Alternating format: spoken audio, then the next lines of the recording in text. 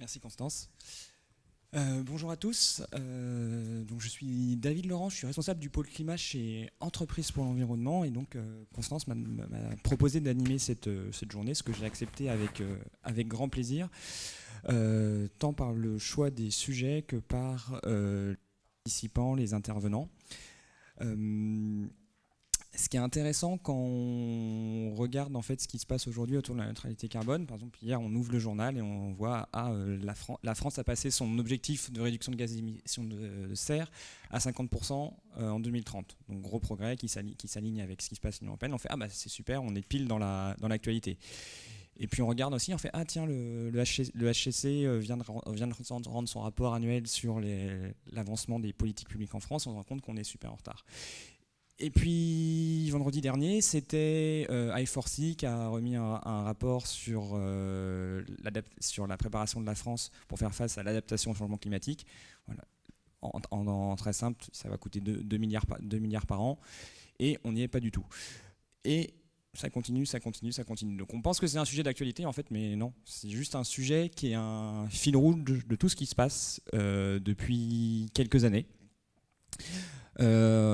En 2015, lors de la signature de l'accord de Paris, le mot neutralité carbone, pour beaucoup, c'était encore un concept un peu vague. Et là, on a vu clairement ce qui était un petit peu, même ensuite, car ça s'est décliné au niveau des entreprises, ce qui était un peu du nice to have est venu du must have. Aujourd'hui, donc le WBCSD, c'est le partenaire, donc EPE, le partenaire français du WBCSD. Ils disent voilà le 1.5, la neutralité carbone, c'est la North Star, l'étoile du Nord pour les stratégies climat des entreprises. Donc c'est vraiment, voilà, on voit bien cette notion d'incontournable, de cible commune et partagée. Donc ça s'est vraiment imposé dans le discours des entreprises. Ce qui se traduit d'ailleurs dans la petite publication que vous avez sur votre table, ce qui me permet d'introduire EPE. Donc EPE, Entreprises pour l'environnement, on est une association d'une soixantaine de grandes entreprises. Vous le voyez d'ailleurs sur le 4e de couverture. On va dire, c'est pour faire très simple, plus ou moins le 440 français, donc des grands groupes, et qui se retrouvent entre eux.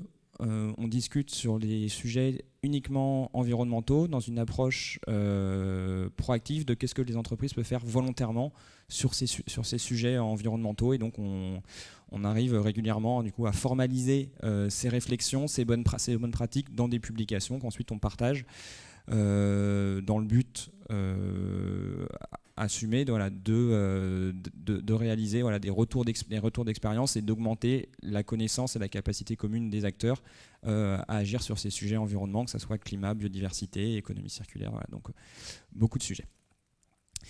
Et je pense que dans l'esprit, ça se retrouve assez avec les présentations qu'on aura dans cette conférence, puisque en fait, c'est ça qui m'a beaucoup plu, c'est qu'on a beaucoup de praticiens. On n'a pas beaucoup de personnes qui vont venir faire des grandes déclarations sur ce qu'il faut faire. On se rend compte maintenant aujourd'hui, la neutralité carbone, c'est un sujet de mise en œuvre.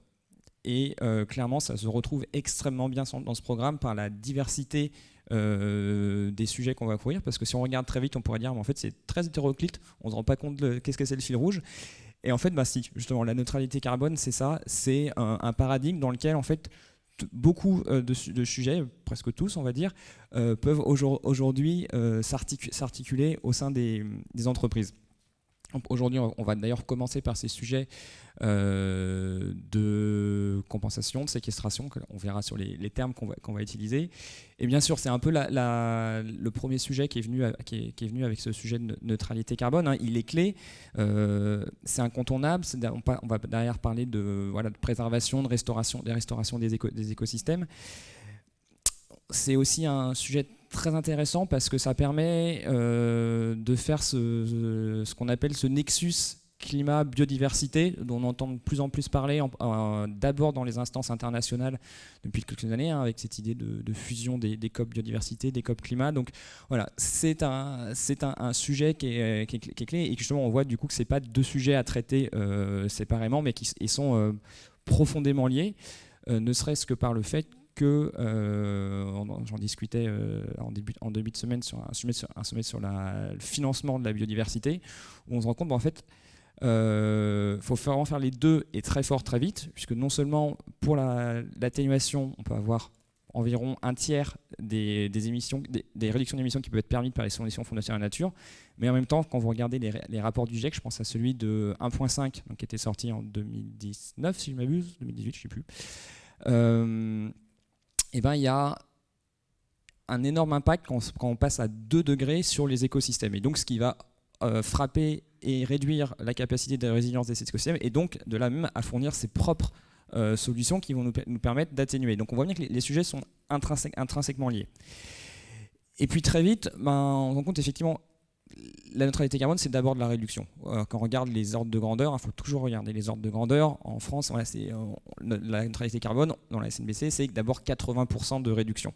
Ce qui sera traduit à peu près dans des échelles équivalentes dans les différents secteurs, les différentes entreprises. Quand on regarde, EPE avait publié en 2019 un rapport qui s'appelait Zen 2050, imaginer et construire la neutralité carbone, et en fonction des secteurs, on était effectivement à moins 70, alors jusqu'à moins 95% d'émissions de gaz à effet de serre. Donc c'est des choses extrêmement massives.